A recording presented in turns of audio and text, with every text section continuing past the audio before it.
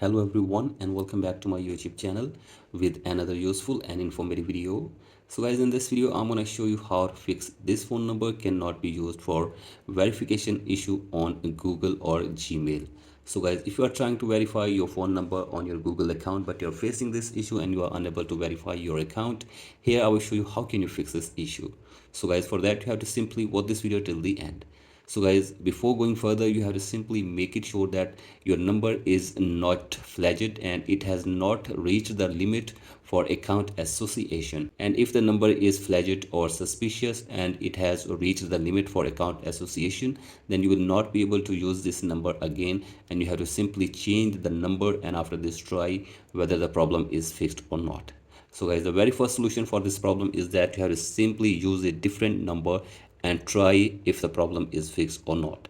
And if the problem is still there, then go for the next solution. That is, you have to simply wait for 24 hours, and after this possibly you can again verify this number for your Google account.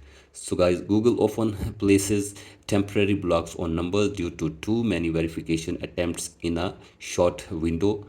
So guys, do the wait, and after this check if the problem is fixed or not.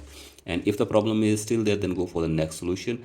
That is, you have to simply try the call option instead of SMS verification.